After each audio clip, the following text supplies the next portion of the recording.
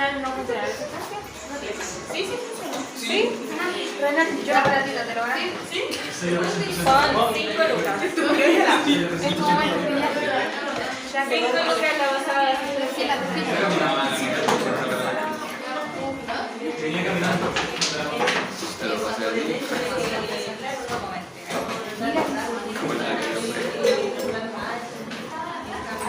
Ahí. Esa era la ruta.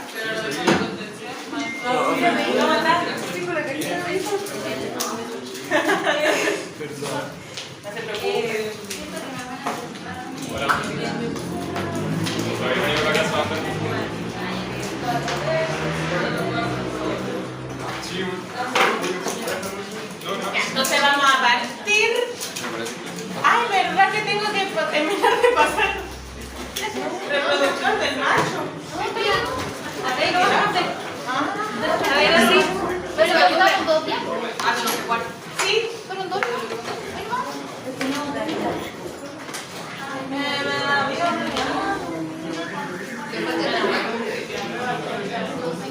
Igual en verdad me está lloviendo.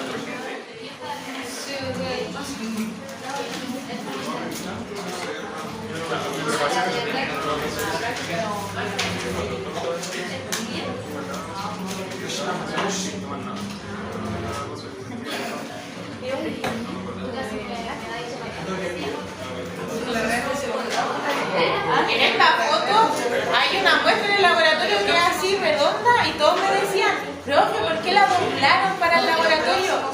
Es así el reproductor con el urinario. Tiene esa forma. Que mucha gente me dijo que por qué la doblamos y es así. Me mantuvimos la forma anatómica lo mejor posible. Y todos me dijeron que era horrible esa muestra. Sí, es que sí. Ah, ya me acordé.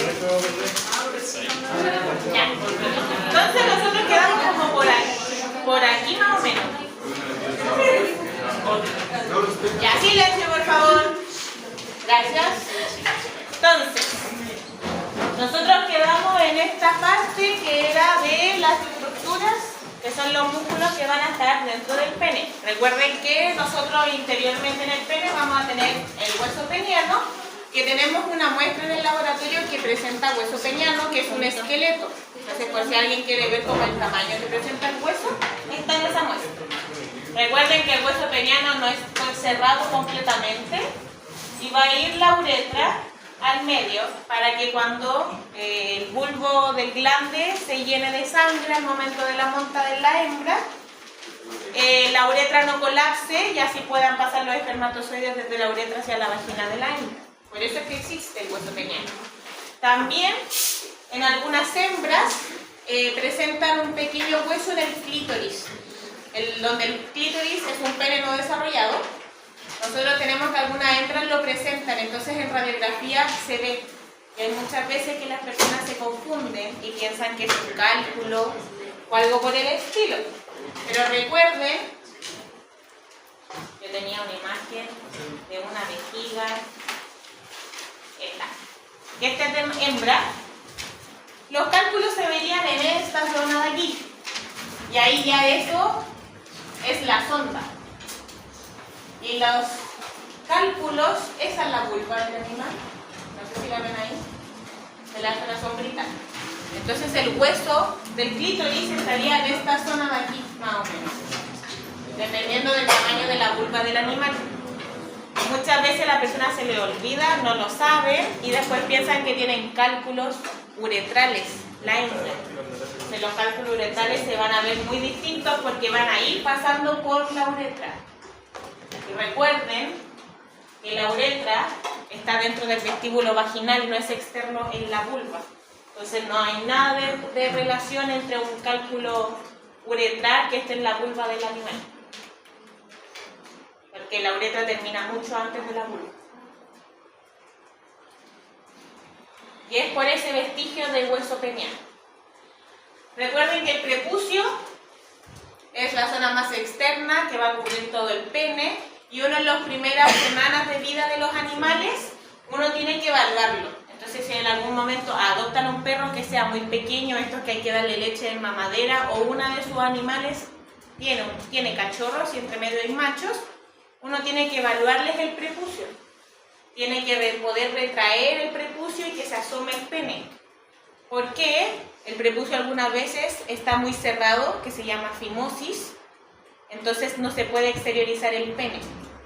Por ende, no sé si alguien ha visto cómo los machos orinan, pero algunas veces los machos orinan y retraen un poco el prepucio y se ve un poco del pene cómo sale la orina. Entonces, si el prepucio está muy cerrado, la orina no va a poder salir bien y van a quedar muchos rastros entre el pene, entre el glande y el prepucio, y eso puede infectarse en el animal. ¿Qué es tal cual el examen que se hace en los bebés, que son hombres, que tienen pene y testículos? También se tiene que retraer el prepucio y evaluar que sea móvil. Nosotros igual lo tenemos que hacer. Y también recuerden siempre que el sacro escrotal se tiene que palpar. Normalmente las primeras semanas de vida no tienen el testículo descendido en el escroto, pero creo que el límite está como al mes y medio, 2 meses, puede que esté más, yo ya recuerdo poco de medicina en realidad. Pero uno los palpa los 2 testículos.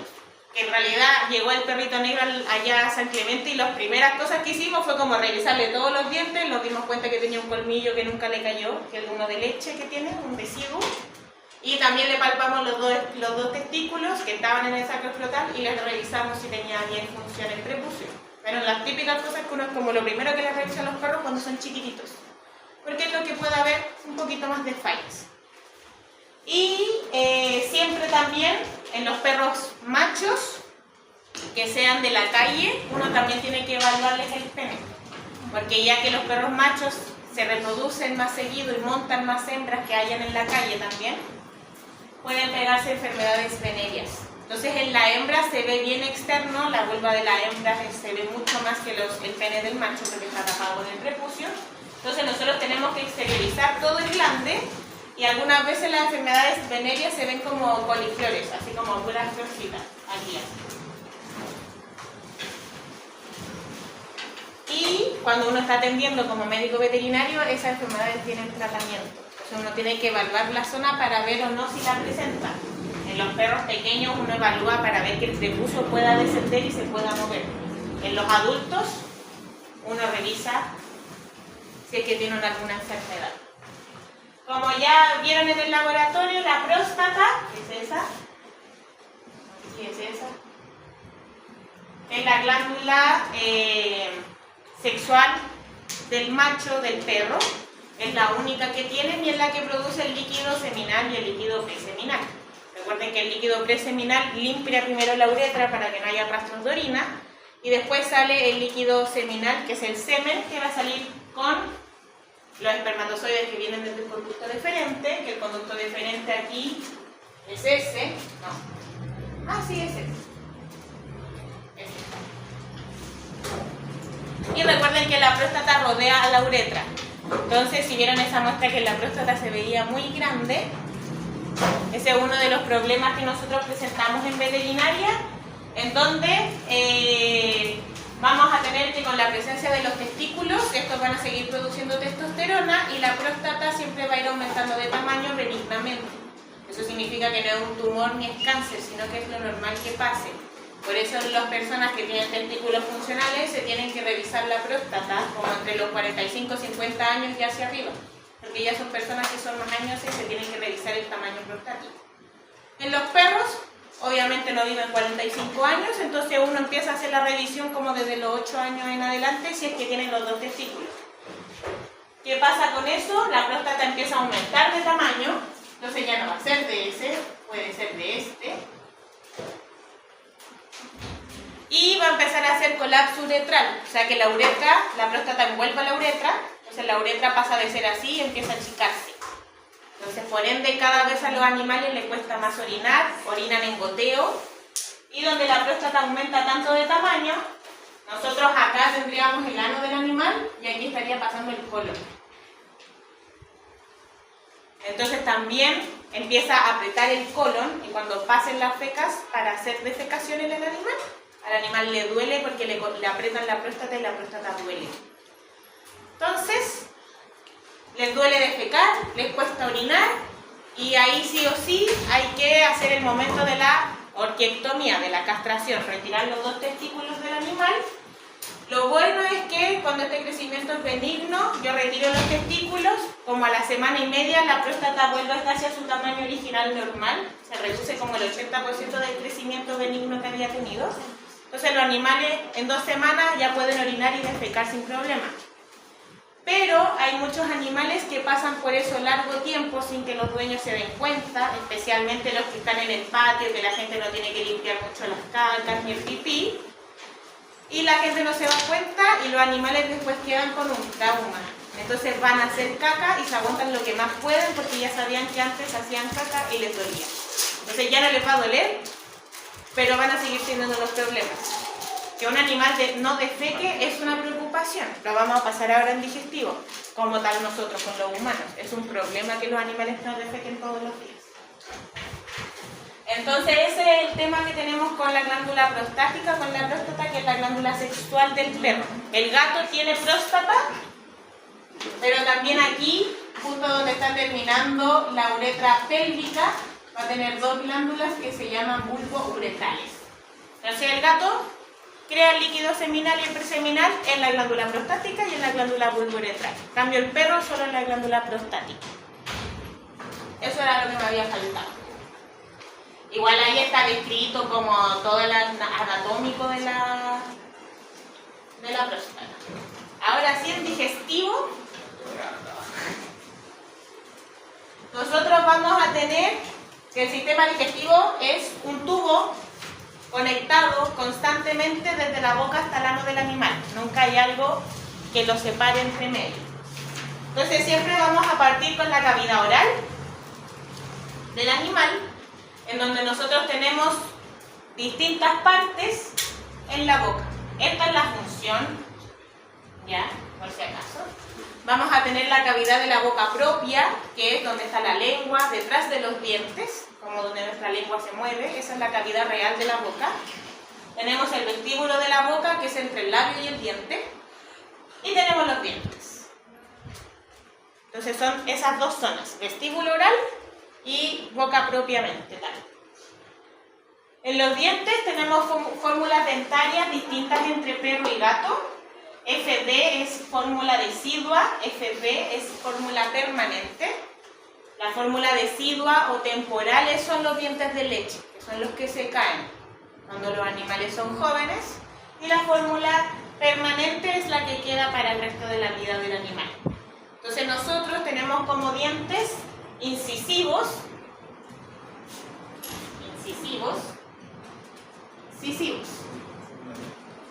van a ser 3 por lado.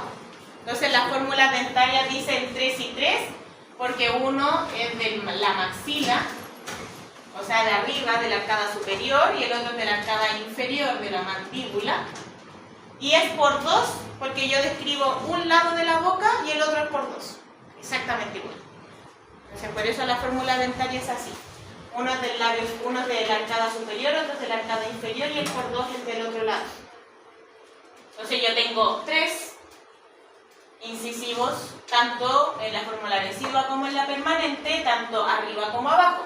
Entonces si yo parto eso así en la mitad, yo tengo 1, 2, 3. Y aquí lo parto en la mitad, ahí va la mitad. Voy a tener 1, 2, 3. 3 dientes incisivos, un diente canino arriba y abajo, un diente canino, un diente canino.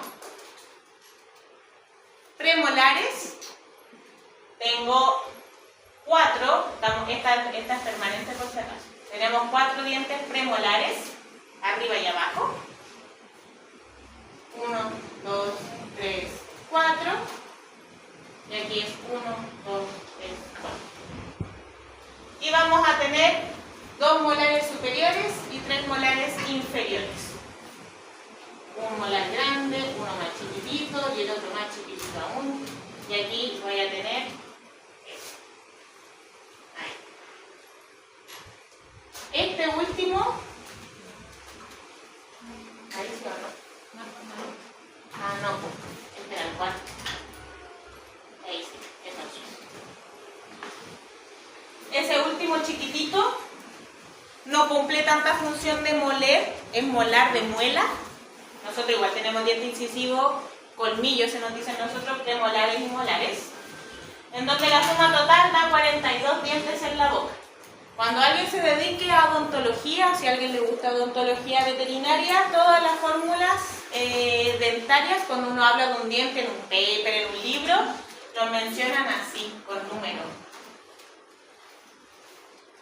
Entonces la parte de arriba, en el superior, voy a tener en el lado derecho todos los 100, en el lado izquierdo superior todos los 200, en el lado izquierdo inferior todos los 300 y en el lado derecho inferior todos los 400.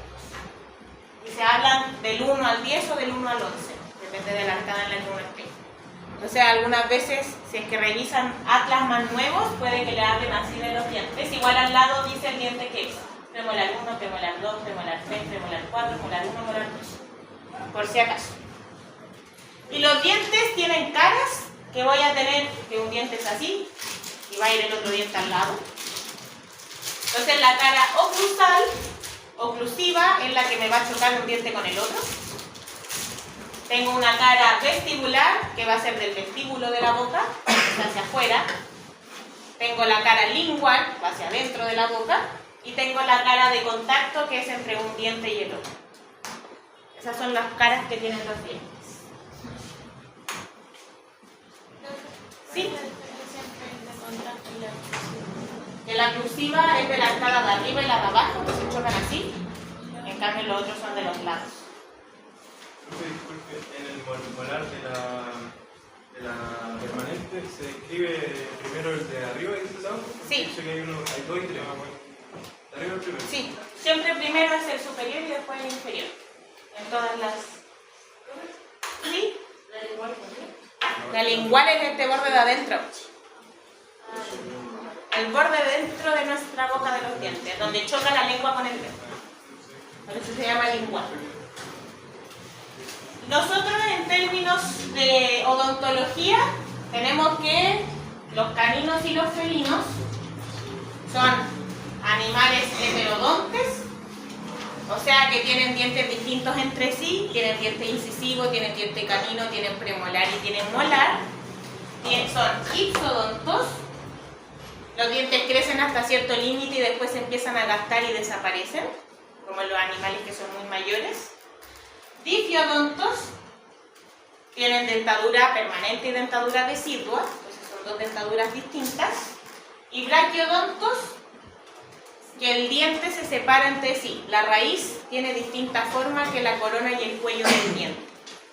Entonces, si yo veo estos dientes aquí, la corona del diente, después viene el cuello que es más delgado y la raíz es distinta y se puede diferenciar. En el laboratorio les voy a mostrar unos dientes que no hay diferencia entre la corona, cuello y raíz, no tienen. Entonces los perros sí se pueden diferenciar bien. Incluso en el colmillo, en donde la raíz, ahí está el cuello que es más delgadito y después viene la corona. Entonces en todos los dientes se pueden diferenciar. Esos son los 4 términos que nosotros tenemos. Pelodontos, ipsodontos, difiodontes y los braquiodontes. Entonces todos tienen corona, cuello, raíz. La raíz es lo más profundo, la corona es lo más externo. Acá en esta imagen, esa es la gíngiva. La gíngiva es la encía. El término correcto de encía es gíngiva. Por eso cuando a ti se te inflama la encía te dicen tienes gingivitis, inflamación de la gíngiva. En donde vamos a tener que dentro del diente lo más externo en la corona es el esmalte dental, que es el color del diente. Es el color del diente. Debajo del esmalte va a estar la dentina. ¿La dentina es como la pulpa? No, la dentina viene, después viene la pulpa. Tenemos abajo, bueno, la dentina recubre todo el diente, tanto la corona, el cuello y la raíz. Toda esa línea es así, todo eso es dentina. Que la dentina recubre todo el diente completito. cemento que va solamente en la raíz del diente. Aquí el cemento es esa línea de ahí.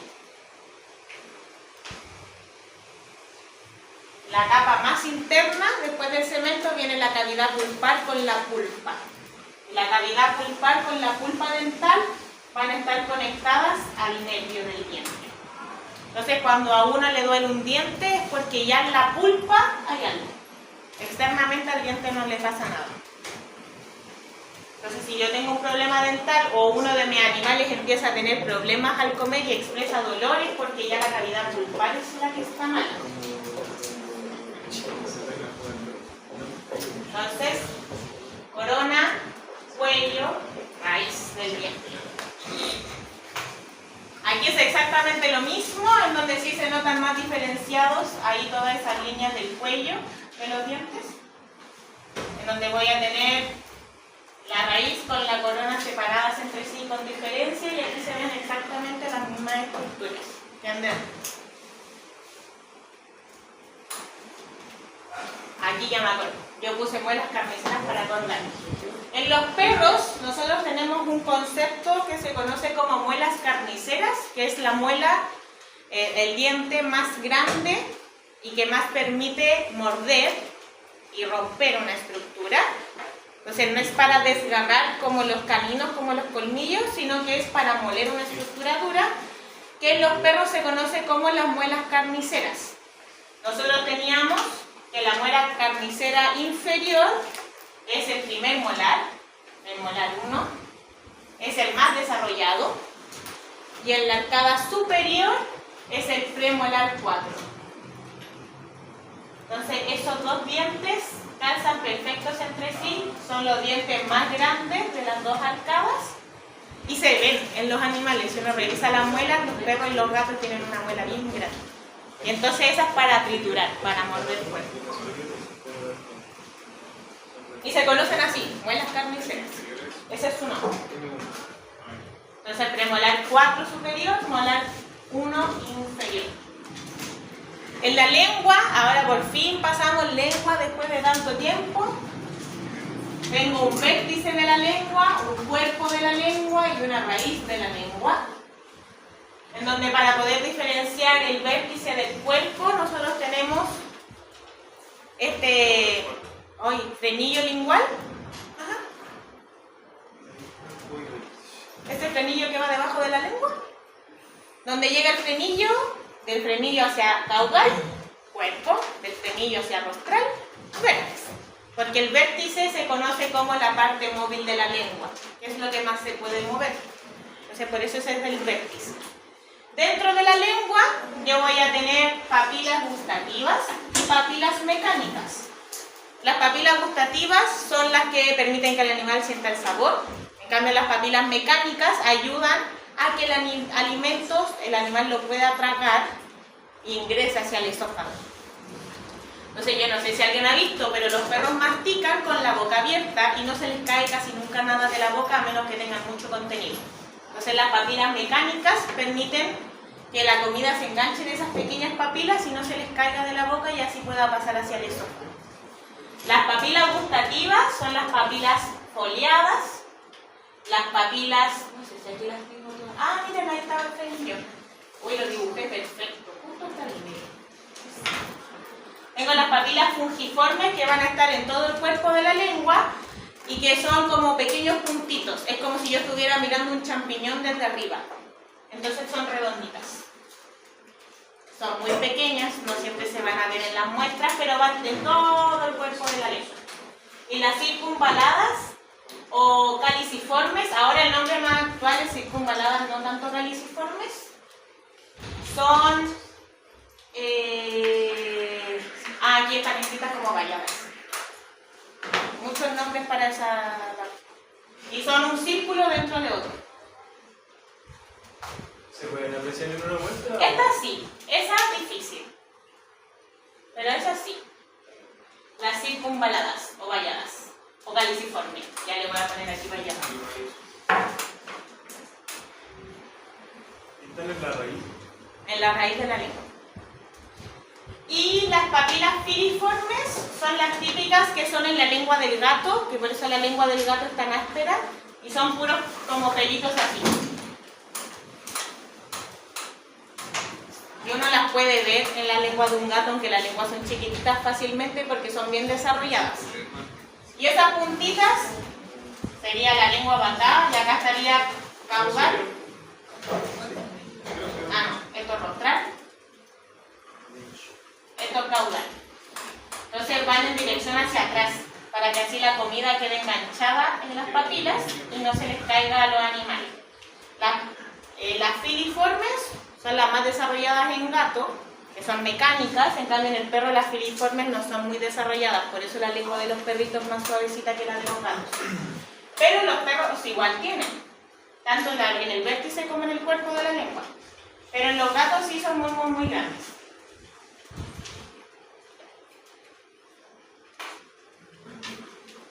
Aquí estamos viendo la lengua levantada por ventral, estas mandíbulas, ahí van a estar los dientes incisivos.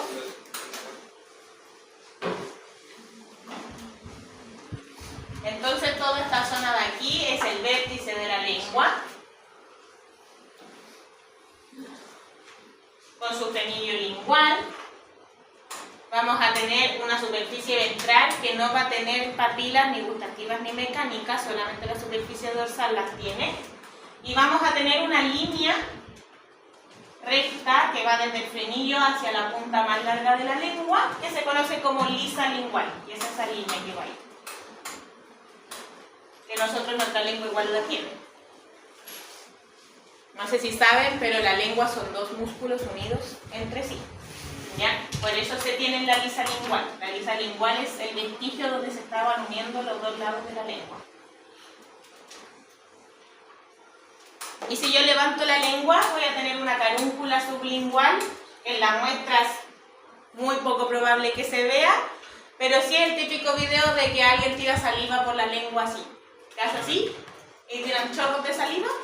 Esa es la carúncula sublingual, que vamos a ver qué glándulas salivales llegan hacia la carúncula sublingual. Y va a estar, se llama sublingual, porque va debajo de la lengua. Recuerden que estamos viendo la lengua por ventral. Y acá se ve exactamente lo mismo, vértice, el cuerpo, la base, ahí se ven las papilas, las rayadas. Las rayadas son bien grandes, se ven mucho mejor. Esas son las más desarrolladas. Creo que la lisa lingual se describe por dorsal y ventral. Por dorsal se describe como surco mediano, que es esa línea de ahí. Se describe como surco mediano, por ventral se describe como lisa lingual.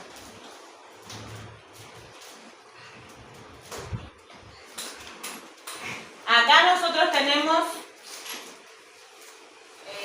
lengua, todo esto,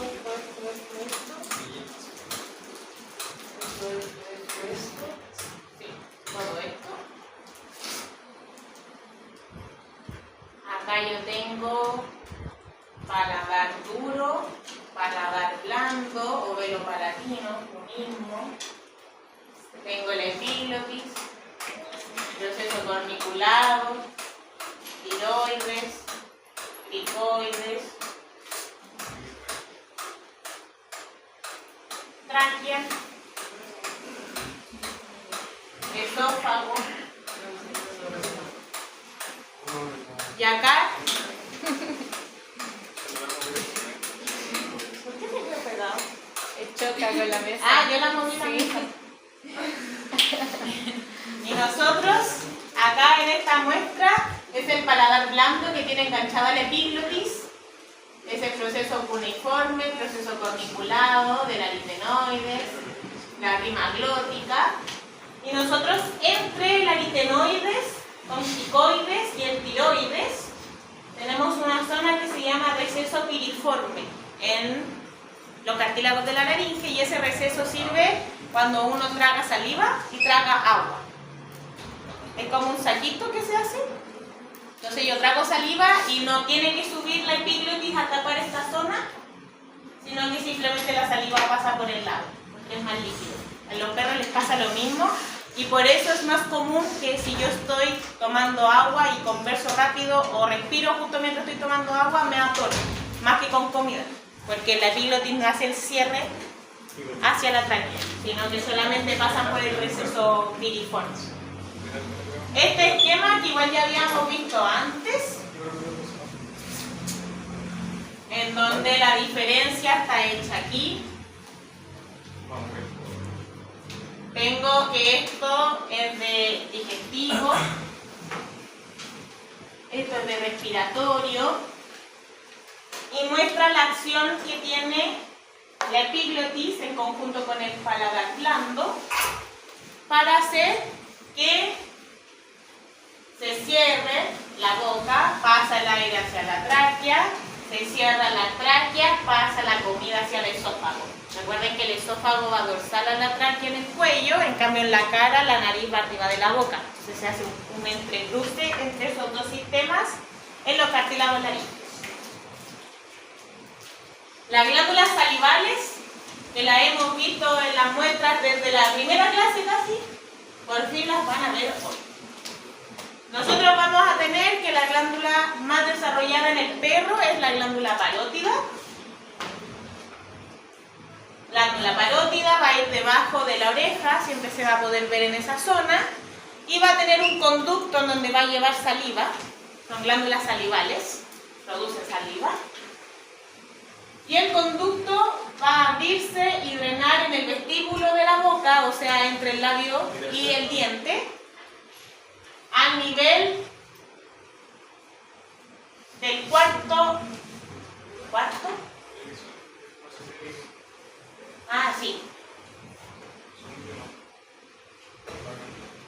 Del cuarto molar, no, el premolar, del cuarto premolar superior.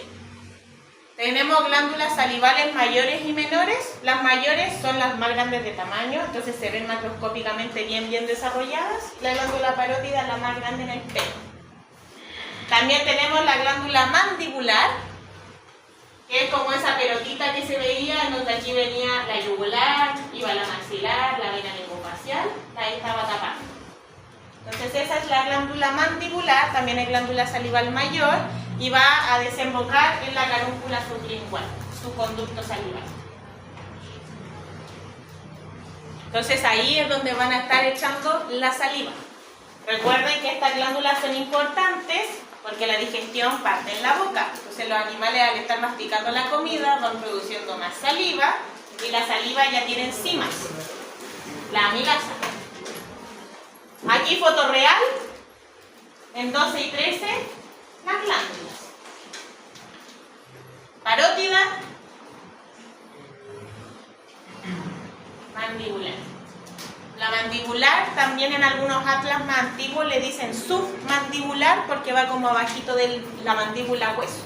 Disculpe, ¿dónde iba el conducto de la glándula parótida? La parótida va al nivel del cuarto premolar superior.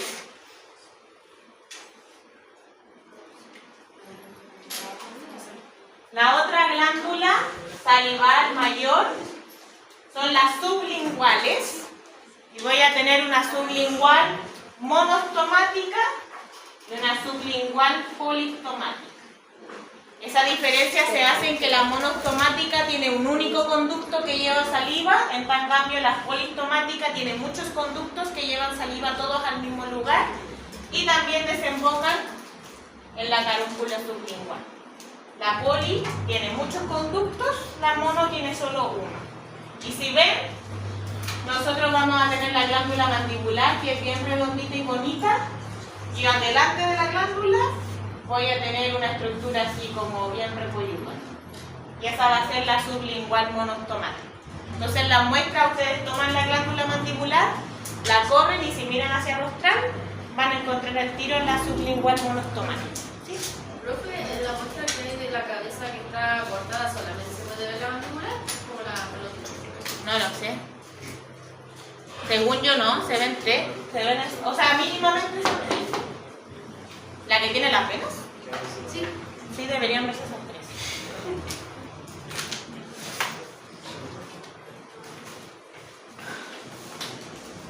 Aquí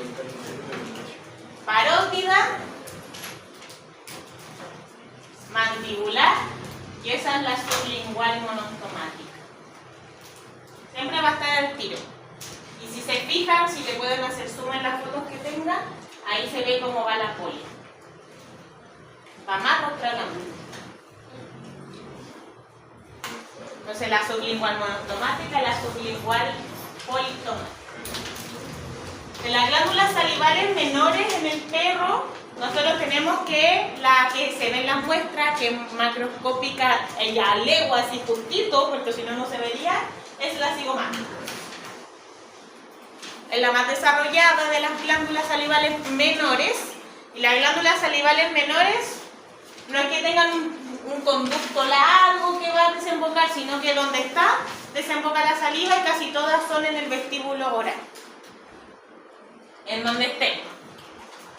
Entonces, la glándula cigomática es glándula salival menor y va a estar justo a este nivel, aquí.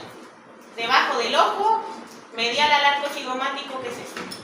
Entonces nosotros tenemos una muestra donde el arco cigomático está cortado y se va a ver la glándula cigomática. Va a desembocar en el último molar superior, en el M2. Ahí va a desembocar la saliva. Las glándulas bucales van a ir por todo el borde de la mejilla internamente, en la boca. Las labiales van a ir tanto en el labio superior y en el inferior y se van a acumular más en las dos esquinas de la boca, en la rima oral. Las linguales van a ir pasando por la lengua, pero la lengua por ventral, en el piso, aquí.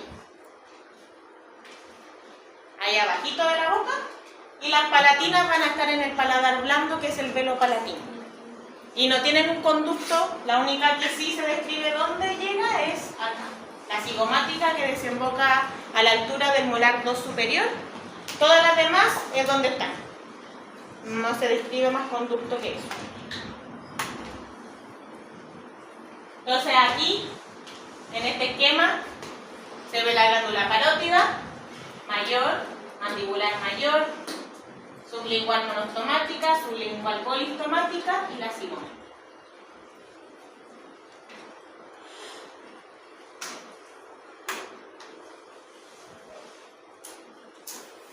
Después de la boca viene el esófago, en donde aquí el recorrido que hace el alimento es la línea punteada, el recorrido que hace el aire es la línea recta, por si acaso en el esquema. Entonces recuerden que el esófago permite llevar el bolo alimenticio que se hizo en la boca, desde la boca hacia el estómago. Más allá de eso no tiene otra función. Y se puede ver en la muestra siempre bien dorsal a la tráquea. Después, en cuello es dorsal a la tráquea. Cuando estamos en tórax se inclina más hacia la izquierda.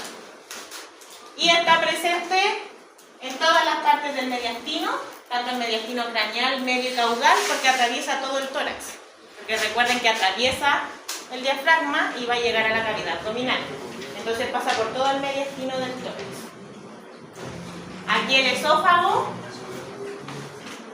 es este. Y ahí después va tapado por la aorta.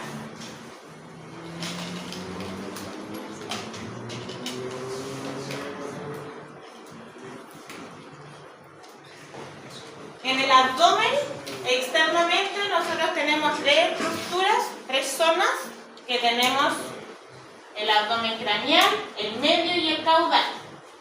Craneal, medio, caudal. Y cada una de esas tres se subdivide en tres partes más, en donde en la línea media, yo voy a tener que en el abdomen craneal tengo la región sifoidea, porque justo ahí está el sifoides, el cartílago del esternón. Después tengo la región umbilical, porque ahí está el ombligo, donde estaba el cordón umbilical antes. Y después voy a tener la región púbica. Y a cada laterales se repiten los nombres correspondientes, en donde de la región craneal, del sifoides, voy a tener el hipocondrio tanto derecho como izquierdo. De la región umbilical voy a tener los dos laterales, entonces tengo la región lateral izquierda y la región lateral derecha. Y en la región púbica voy a tener dos regiones inguinales a los lados, en donde voy a tener la región inguinal izquierda y la derecha. ¿Para qué sirve eso? Porque cuando uno hace ecografía y yo quiero ir a buscar la vejiga, no me voy a ir al sigmoides. Si yo sé que la vejiga está en la región púbica, entonces me vengo para acá. Por eso me sirve la planimetría del abdomen. ¿Qué más? Hay órganos que están descritos sí o sí en cada región. Hay algunos que pasan de un lado a otro. Hay otros que están específicamente solo en uno. Y cuando uno hace ecografía, el estómago siempre se veía de esta forma así. Y yo hago una ecografía y está para el otro lado. O el animal nació entero al revés, o el estómago se dio vuelta. Tenemos dos opciones. Entonces, por eso nos sirve a nosotros sabernos qué órganos van a ir en cada lado. Porque después en ecografía nosotros podemos ir a buscar el órgano específico que queremos evaluar sin problema alguno. Cuando entramos a la cavidad pélvica, nosotros vamos a tener una estructura que se va a llamar peritoneo, que va a ir envolviendo todos los órganos dentro de la cavidad abdominal. En donde yo tengo que el peritoneo es todo. El peritoneo van a ser ligamentos que están dentro de la cavidad abdominal, originalmente eran peritoneo. Los mesos, el mesovario, el mesosalpinx, el mesometrio, eran peritoneo. Y el peritoneo se va a subdividir en muchas partes. Una de las formas es que su membrana serosa, entonces produce el líquido, se van a dividir en un peritoneo parietal que va a ir recubriendo todas las paredes del abdomen con toda la zona ventral de las costillas, el diafragma, un peritoneo visceral que va a cubrir los órganos y tengo un peritoneo de conexión que van a ser partes en donde el peritoneo va a ir a conectar algo con otra cosa, entonces voy a tener ligamentos, voy a tener aumento y voy a tener mesos. Y ahí tengo el mesovario, el mesosalpinx, el mesometrio, el mesorquio, el mesotibidium. Entonces el peritoneo de conexión es el que se divide en mesenterio, en aumentos y en ligamentos. Los otros dos, el parietal me va a estar envolviendo todas las paredes del abdomen, el visceral todos los órganos del abdomen que pueden ser parcialmente, me envuelve todo el órgano o un poquito del órgano, entonces parcial, total o parcialmente. El mesenterio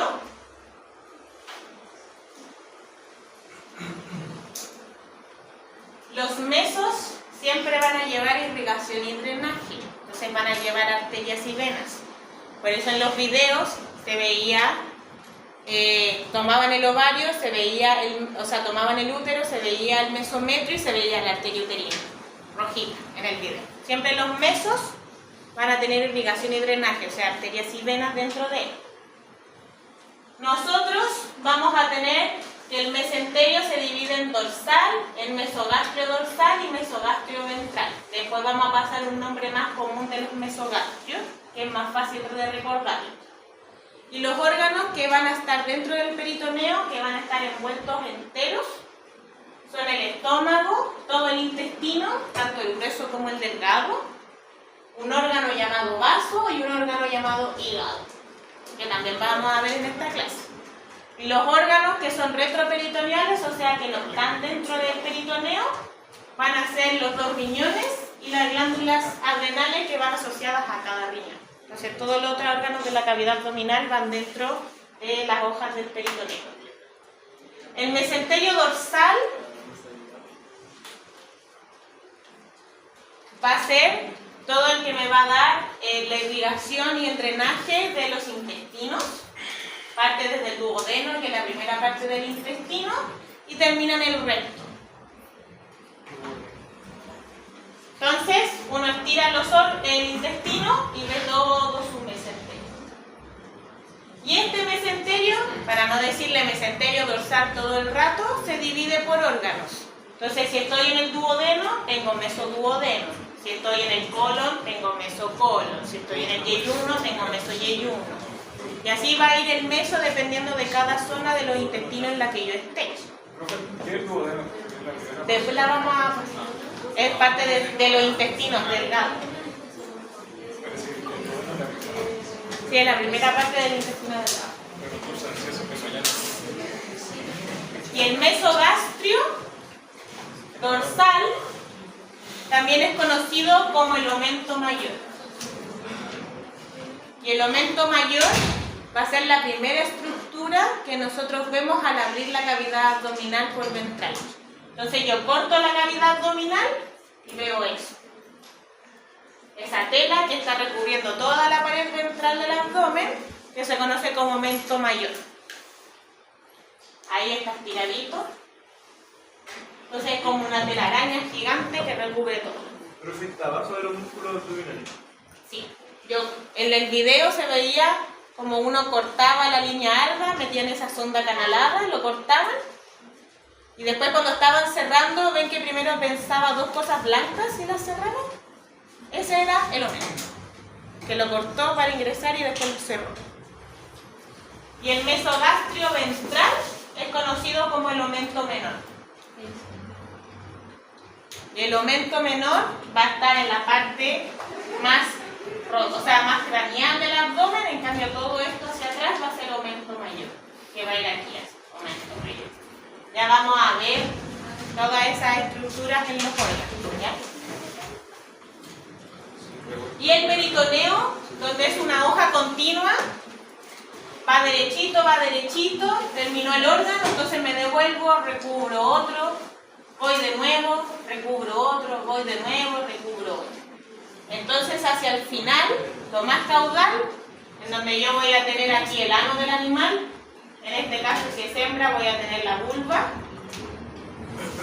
el mesenterio va a ir envolviendo toda la pared de las vértebras, se acabó el recto ano, entonces me devuelvo, voy a ir con otra hoja pegada por el recto, acá está el útero, se acabó el útero, me devuelvo.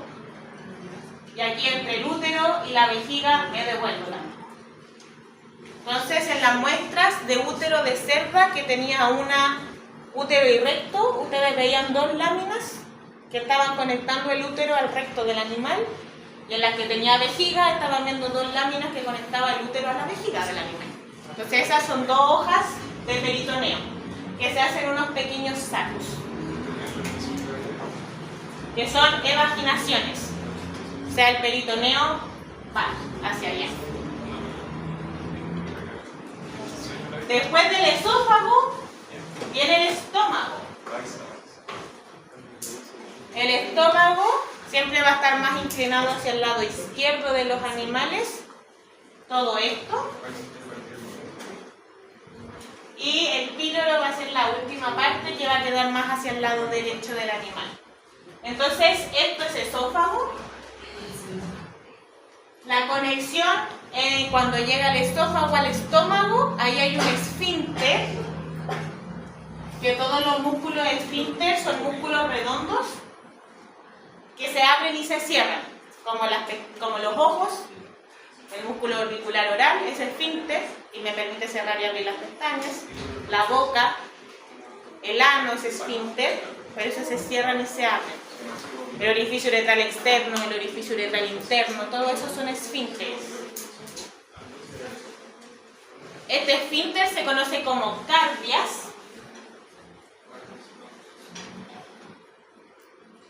Entonces, ¿el esófago? Sí, el esófago. Entonces, cuando el esófago llega al estómago, hay un esfínter que se abre para que el bolo alimenticio entre al estómago y se vuelva a cerrar para que idealmente no se devuelva el bolo alimenticio. Igual ya sabemos que hay otras personas y animales que pueden vomitar fácilmente, entonces sí es flexible y permite que el contenido se devuelva si es necesario. Pero se cierra y se abre al momento de la masticación cuando el bolo entra hacia el estómago. Cardias. Después, todo este saco es el estómago, en donde se va a describir una curvatura mayor, una curvatura menor. Entonces ahí corté el número. Ya, pero el 2 es la curvatura menor. Parece que el 1 podría ser. Curvatura mayor del estómago. Desde el estómago van a salir las dos hojas del aumento. El aumento mayor sale desde la curvatura mayor del estómago. El aumento menor sale desde la curvatura curvatura menor del estómago. Y el estómago además se va a dividir en 4 zonas: fondo en azul, cuerpo en amarillo, antro pilórico en rojo, píloro en verde. Y el píloro es el otro esfínter que tiene el estómago. ¿Profe, al antro pilórico se le conoce como saco pilórico también? No lo sé. En veterinaria yo siempre lo he escuchado como antro pilórico porque es antes del píloro. Y el píloro es el otro esfínter que tiene el estómago, que va a permitir que el contenido ingrese al estómago, se cierran los dos esfínteres y ese contenido se puede digerir con las enzimas digestivas. Y cuando estemos todos listos, va a pasar hacia el intestino. Entonces tengo esfínter cardias, esfínter píloro y estructuras: fondo, cuerpo, antro pilórico, píloro, curvatura mayor, curvatura menor.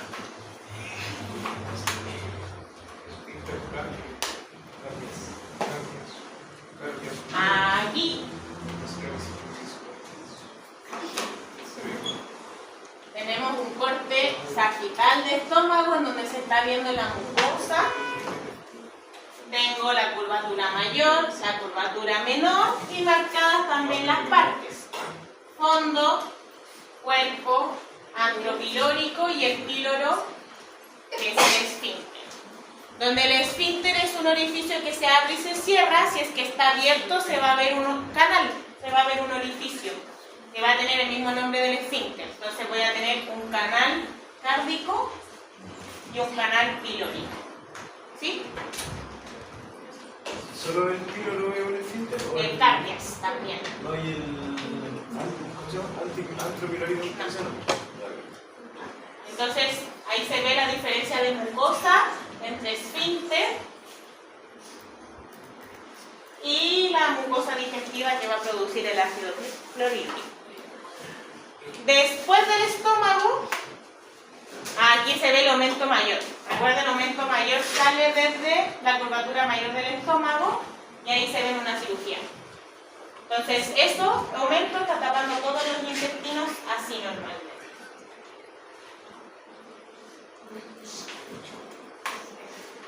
Después del estómago, que aquí el estómago es este, va a venir la primera parte del intestino delgado. Voy a escribirlo aquí. El intestino delgado está compuesto por 3 estructuras. La primera, el duodeno. Y el duodeno es tubo, recuerden, el sistema digestivo es un tubo que comunica la boca hasta el ano del animal. Entonces, cuando se hace toda la enzima digestiva hace su trabajo, el alimento puede pasar desde el píloro hacia el duodeno, en donde nosotros vamos a tener una flexura duodenal craneal, porque acá va a estar la cabeza del animal, un duodeno descendente, una flexura duodenal caudal y un duodeno ascendente. Entonces ese es el nivel que va a ser el alimento. Todo esto va a ir hacia el lado izquierdo del animal. No, hacia el lado derecho del animal. El estómago va al lado izquierdo, el duodeno va al lado derecho. Y el duodeno del perro es igual que el del humano. Flexura duodenal craneal, después del píloro, después el alimento desciende, duodeno descendente, flexura duodenal caudal, duodeno ascendente. Entonces la comida hace eso. De izquierda a derecha. Flexura duodenal craneal, duodeno descendente, flexura duodenal caudal, duodeno ascendente. Entonces la comida va hacia abajo, dobla y después sube. Entonces toda esta zona va a ir al lado izquierdo del animal y esta zona va a estar en la línea media del animal, que va a ser en la parte lateral derecha. ¿Cómo se llama la parte? ¿Cómo se llama la parte? La parte verde, flexura duodenal craneal. Y es flexura porque es curvo. Entonces se está flexando. Por eso se llama flexura. ¿Y la morada no es? Flexura duodenal caudal.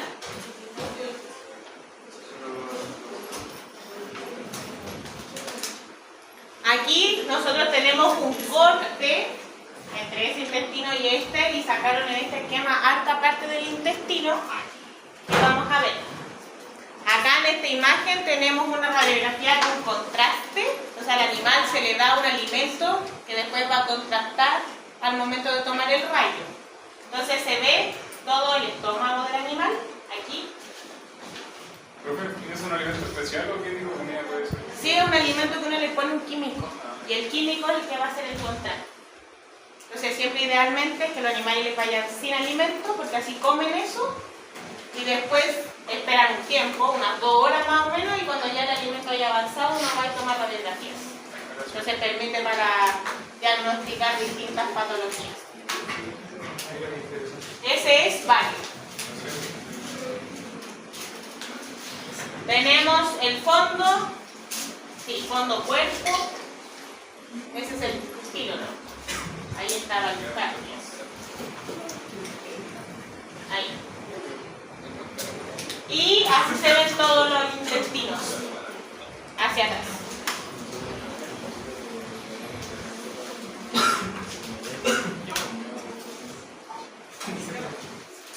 Les falta una imagen. ¿La puso al revés? ¿Sí? ¿A qué lado está el duodeno? El duodeno va al lado derecho del animal. En la película duodenal caudal pasa al plano medio del animal.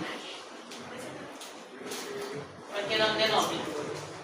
Después del duodeno viene la segunda parte del intestino delgado, que se conoce como yeyuno.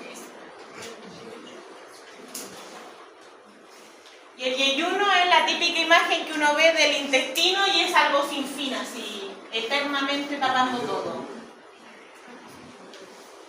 El yeyuno es la parte más extensa del intestino delgado, extensa de metros, es muy largo. Y acá en estas imágenes es todo eso. Es flexuoso, o sea que es alta curvatura, eso es flexuoso. Y es muy largo, muy extenso. Estructuras más allá de eso no, solamente yeyuno. No tiene partes como el duodeno por si acaso. Ahí igual todo eso es yeyuno. Entonces en la parte más ventral del abdomen uno solo ve yeyuno. Y después del yeyuno viene el ilion.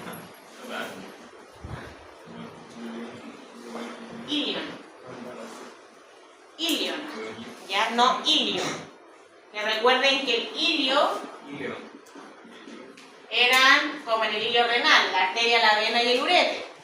Tengo el ilion hueso del coxal y tengo ilion, estructura del intestino delgado, ¿ya?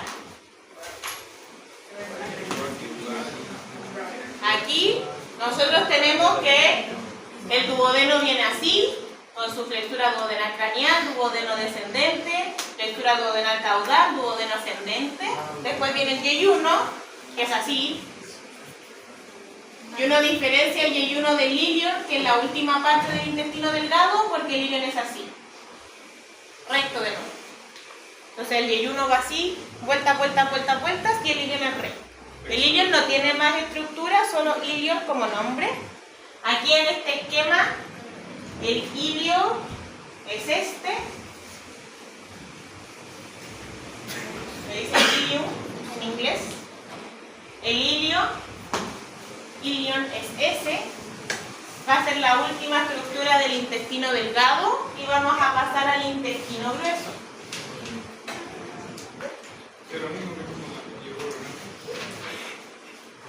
El intestino grueso, vamos a ver sus partes ahora. El ilion llega a juntarse con el colon, que es este de acá, por un agujero agujero y orificio esfínter llamado ilio cólico, del ilion al colon. No es este, es este. Entonces todo el contenido que viene desde el estómago pasó por el duodeno, pasó por el yeyuno, pasó por el ilion y del ilion pasó al colon. En las especies que nosotros estudiamos en estos momentos tenemos que son los gatos supuestamente carnívoros estrictos, o sea 100% de su dieta es de origen animal. Y tenemos que los perros no son carnívoros estrictos, donde tienen que un 75, un 80% de su dieta es de origen animal y el 20% es de origen vegetal. Con ese 20% de origen vegetal, nosotros tenemos que fermentar la fibra de los vegetales para poder incorporarlo en nuestro sistema y que las bacterias de nuestro intestino se puedan alimentar de ellas. Recuerden que todos estos pliegues están llenos de bacterias, que es la microbiota intestinal o la microflora, que igual le dicen algunas veces en medicina humana. Entonces, para esa fermentación de vegetales, nosotros tenemos la primera parte del intestino grueso, que se va a llamar ciego. Y el ciego funciona como una cámara de fermentación, que es este. Ese es el ciego. Pero donde el alimento pasa del ilion al colon, porque el 80% de la dieta de un perro es de origen de carne, entonces no la tengo que fermentar. Cuando hay algo que se necesite fermentar, va a ir del colon al ciego. Entonces la comida va aquí así, del ilion al colon, y la comida va del colon al ciego, y después del ciego al colon cuando ya se fermentó. Entonces yo voy a tener una conexión iliocólica y voy a tener una conexión secocólica, del ciego al colon. Iliocólica del ilion al colon. Entonces en los gatos y en los perros no hay conexión iliocecal, porque el ilion y el ciego nunca se juntan. El ciego en los perros es pequeño, en los gatos es como de este color. Eso. Porque donde tienen una dieta que sería 100% de origen animal, no necesitan fermentar esto. En los que los humanos normalmente dicen que nosotros tenemos el apéndice, pero el apéndice en los humanos no es el ciego, para que dejen de decirlo. Los humanos tienen ciego, porque somos omnívoros. Necesitamos fermentar fibra. No somos carnívoros. Entonces, del ciego voy a tener el colon.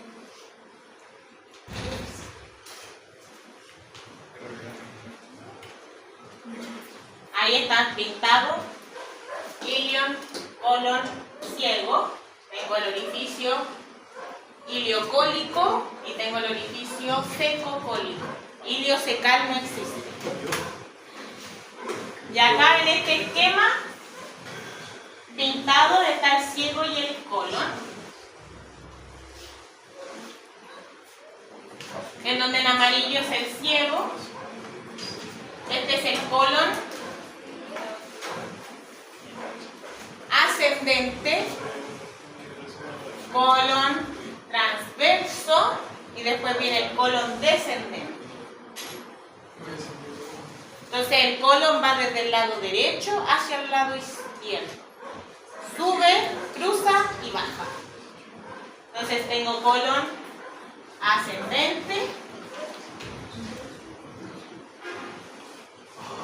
tengo colon transverso y tengo colon ahí, descendente. Entonces el alimento sube, se cruza y baja. Por eso es ascendente, transverso y descendente. En este sentido, es importante saberse que el colon va del lado derecho al izquierdo, porque cuando nosotros tenemos pacientes que no pueden defecar, uno puede hacer masajes de colon. Entonces uno pasa por todo el lado derecho, después uno va hacia el transverso y después hace que descienda. Y uno hace ese masaje. para intentar fomentar la defecación en el animal. Y en los humanos igual sirve, por si acaso. Entonces, ascendente, descendente, o sea, transverso y descendente. En ese sentido, el colon, la función que tiene es que retrae el agua de las fecas para que nosotros, ya que tomamos poca agua, más aún los gatos que casi ni toman agua, intenten perder la menos cantidad de agua al momento de las defecaciones. Entonces el colon retrae agua, la agarra de nuevo desde las fecas hacia el interior del cuerpo. ¿Qué pasa? Si es que aquí ya hay fecas formadas y no puede defecar el animal, el colon va a seguir retrayendo agua constantemente y cada vez las va a ir haciendo más secas. Entonces, cada vez va a costar más al animal que pueda defecar, porque al ser una estructura seca, va a ir haciendo más roce en el colon, entonces va a costar más que pase. A menos que fuera más líquido y pueden pasar más fácil. Entonces, ese es el problema cuando tenemos pacientes que tienen próstatas gigantes, que les duele defecar. El colon va a seguir sacando agua de esas fecas y las fecas después no van a poder avanzar. Y ahí es cuando tienen que ponerle vaselina, que tienen que comer laxante y un montón de tonteras por el simple hecho de que nunca se dieron cuenta que el animal no estaba defecando y pudieron tratarlo al tiempo correcto. ¿Ahí eso por qué sería por problema de la próstata? Una de las cosas que pasa es el problema de la próstata. Otro es mal dieta. En los humanos igual pasa, si uno tiene una dieta que no es tan rica en nutrientes, va a costar más defecar que cuando uno tiene una dieta buena. En esta imagen tengo el estómago, duodeno descendente, flexura duodenal caudal, duodeno ascendente, el yeyuno está cortado, está el ilion en 7, en 8 el ciego, colon ascendente, colon transverso, colon descendente, y después el colon descendente va a ir hacia el recto, recto ya. Y en 14 eso es vejiga, sí. Esa es la vejiga. Recuerden que en los machos se ve así, de ventral vejiga, más dorsal el colon, como se veía en la muestra, y en la hembra va a estar la vejiga y el útero, ahí. Y después el colon.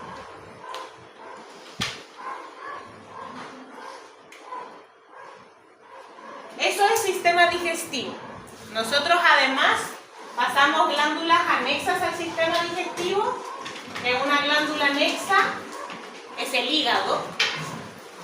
La otra glándula anexa es el páncreas. Y un órgano que pasamos de chiripazo porque no es glándula anexa es el vaso. Entonces nosotros aquí después teníamos recto. Ya como no parte del intestino, sino como otra estructura larga. Finaliza. En el anexo. En el hígado nosotros vamos a tener dos vistas del hígado, una vista parietal o diafragmática, en donde el diafragma va a ir aquí pegado y va a estar tapando al hígado, y tengo una vista visceral, que va a ir hacia los órganos. El hígado es el primer órgano que está debajo del diafragma, o sea, yo tengo el diafragma y tengo el hígado al tiro aquí, y va a estar en la región sifoidea y en todo el hipocondrio derecho y el izquierdo. Está en toda esa zona el hígado, completito. ¿Qué voy a tener? Que tiene lobos, en donde yo voy a tener de derecha a izquierda o de izquierda a derecha, depende cómo se lo quieran aprender. Un lobo lateral izquierdo, un lobo medial izquierdo. Después yo voy a tener un pequeño lobo que se llama lobo cuadrado, que es ese, cuadrado, como el cuadrado en la figura geométrica. Después yo tengo un lobo medial derecho y un lobo lateral derecho. Entonces tengo lobo lateral derecho, medial derecho, lobo cuadrado, medial izquierdo, lateral izquierdo. Y me falta uno que se ve solamente en las vistas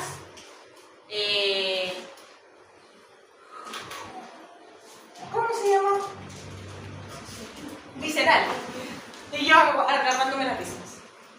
En la vista visceral yo voy a tener un lobo más que se ve aquí es ese.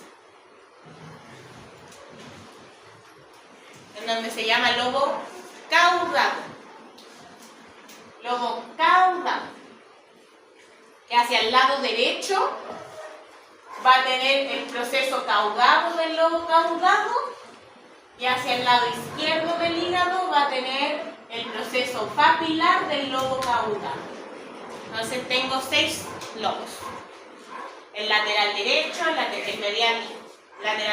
medial derecho, cuadrado, medial izquierdo, lateral izquierdo y el lobo caudado con su proceso caudado a la derecha y su proceso papilar a la izquierda. La vesícula biliar está entre el lobo cuadrado y el medial derecho.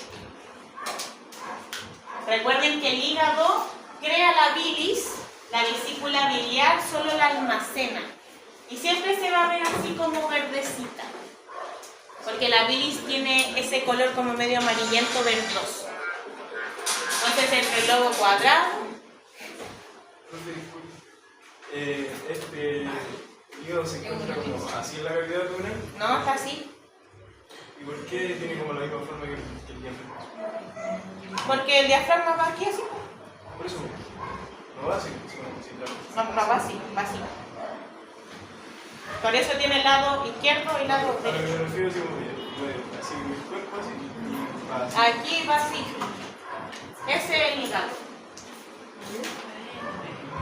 Entonces va así.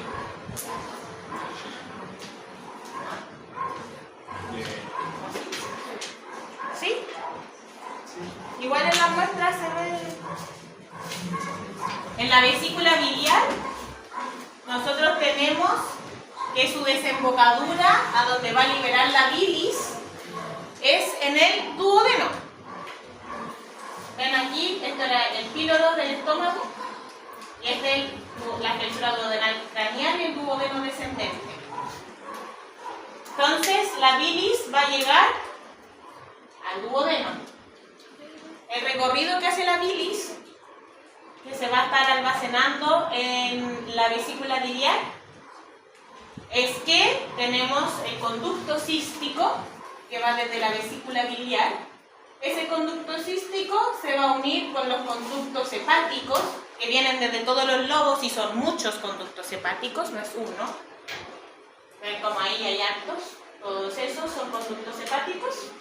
Cuando se unen los dos, el conducto cístico y el conducto hepático, pasa a llamarse colédoco. Y el colédoco es el que va a llegar al duodeno. Y va a desembocar en una papila que se llama papila duodenal mayor, porque es la más grande del duodeno y está en el duodeno descendente. Entonces, vesícula biliar, conducto cístico, se une el conducto hepático y siguen como colédoco hacia la papila duodenal mayor.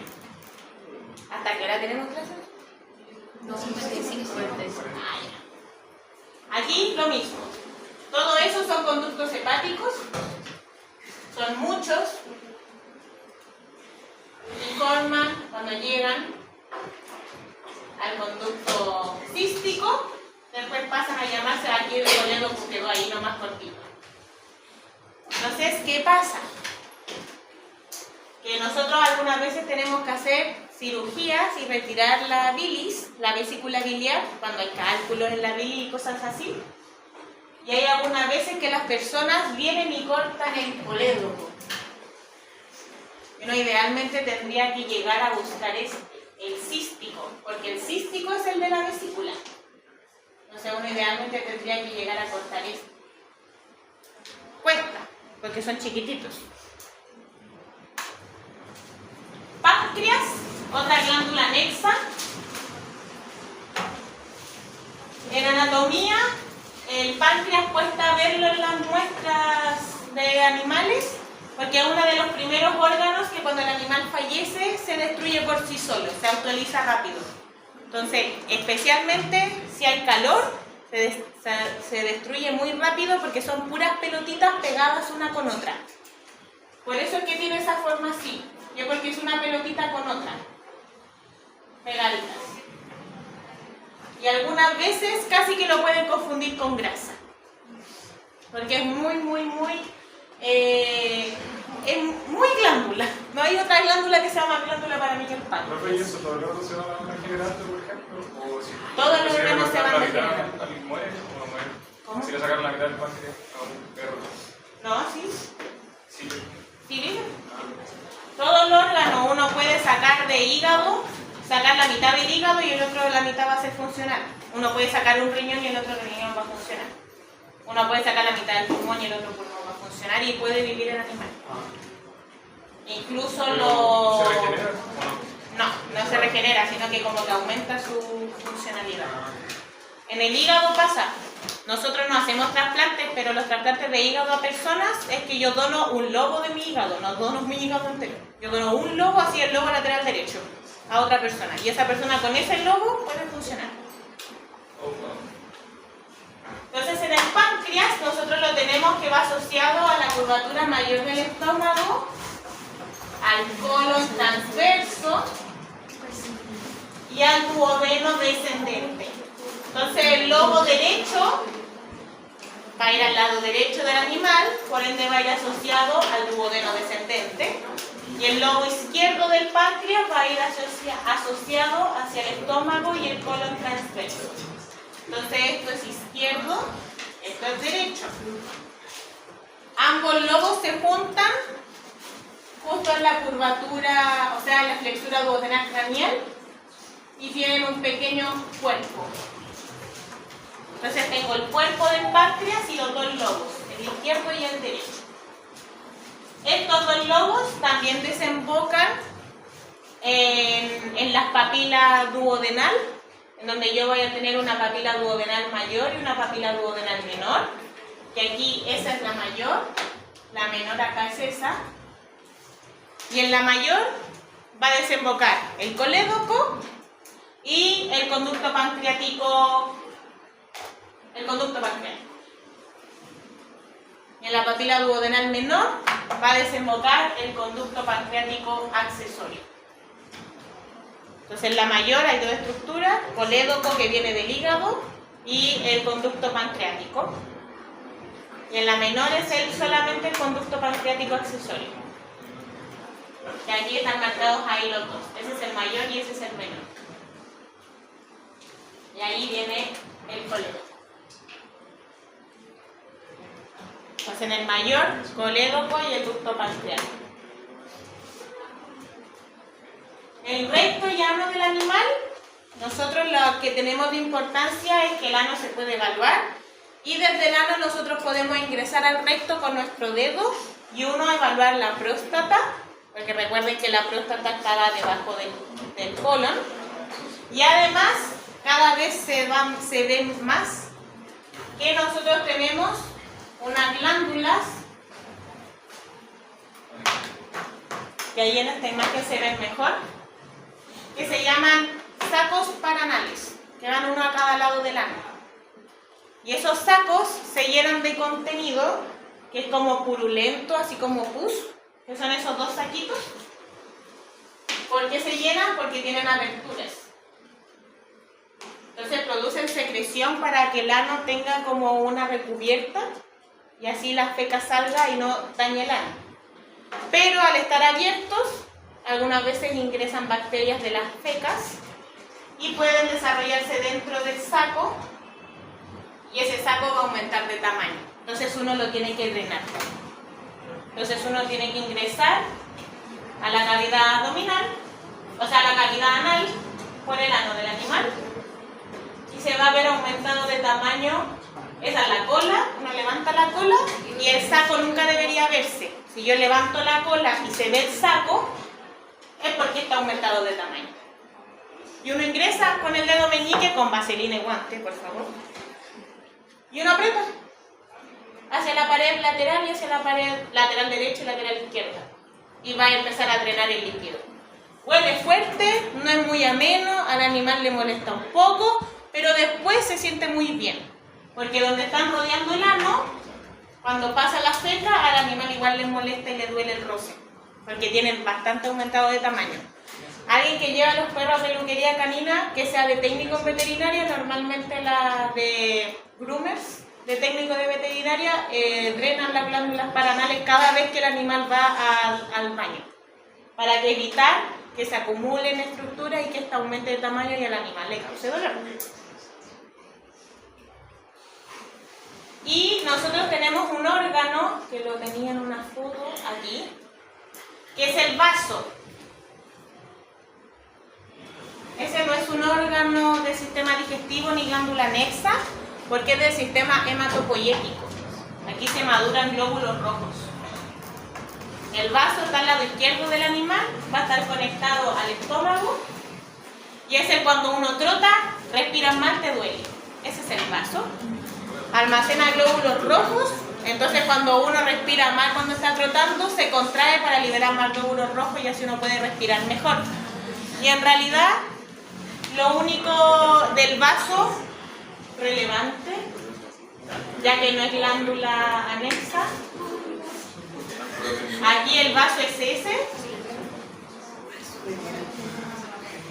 aquí el vaso es ese, aquí el vaso es ese. Va al lado izquierdo del animal y tiene un ligamento que se conoce como el ligamento gastroesplénico, que va a unir el estómago con el vaso. Spleen es en inglés el nombre del vaso. Así parece.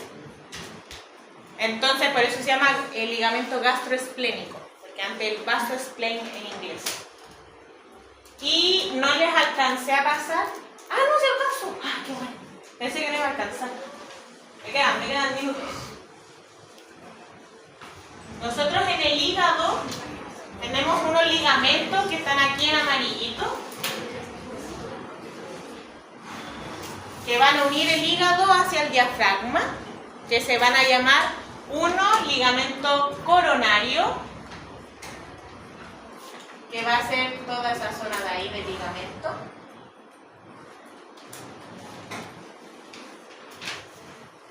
Y va a ir por toda la parte más dorsal del hígado, que me va a anclar el hígado al diafragma.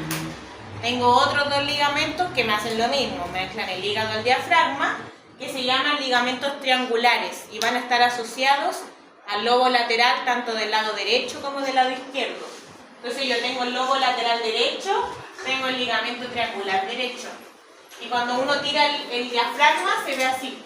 Entonces por eso se le dice ligamento triangular. Y el otro ligamento triangular es el ligamento triangular izquierdo. Sería así. Recuerden que el ligamento, los omentos, todo es peritoneo, ¿ya? Que el peritoneo de conexión son los ligamentos. Y el omento menor va desde el estómago hasta el hígado. Entonces en algunas muestras por la cara visceral del hígado yo voy a tener envolviendo al lobo caudado, proceso papilar, todo el ligamento menor, porque va desde el estómago al hígado. El hígado está así, el estómago está aquí, entonces el ligamento menor va acá. El ligamento mayor va a cubrir toda la pared ventral del abdomen y me va a originar al ligamento gastroesplénico. Otro ligamento que encontramos en esta zona es en el proceso caudado del lobo caudado, donde yo voy a tener la impresión renal. Recuerden que esto es al lado derecho y el riñón derecho era más craneal que el riñón izquierdo. Entonces el riñón derecho deja como una especie de superficie de contacto, de hendidura, en el proceso caudado del lobo caudado. Y ahí yo voy a tener un ligamento, que depende de la muestra si se ve o no, que me va a estar uniendo el hígado con el riñón, que se va a llamar ligamento renal o hepatorrenal. Hepato, hígado, renal, riñón. Entonces esos son los ligamentos. Se describe un hilio y un pedículo hepático, en donde yo voy a tener el colédoco que va a ir hacia el duodeno. Tengo la arteria hepática y tengo una vena que es la vena del hígado que se llama vena porta. Después igual recuerden que las vamos a volver a ver Entonces es el colédoco en verde, en rojo la arteria hepática y en azul la vena porta. Recuerden que vamos a ver venas igual la próxima semana. Vamos a ver cómo se forma la vena porta. Y en 11, esa vena bien grande es la vena cava caudal. Y aquí es esa.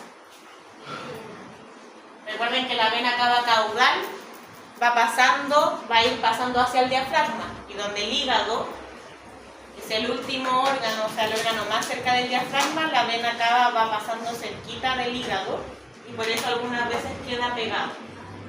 Con los ligamentos que sostienen el diafragma se mantiene la vena cava caudal pegada al hígado. Eso. Ahí sí terminé. Terminé, ¿cierto? Ah, bueno, siempre les dejo fotos de radiografía rotulada, pintada, comparativa. Siempre les dejo radiografías dando. Ahí sí. Ya, vámonos antes de que me echen de la sala.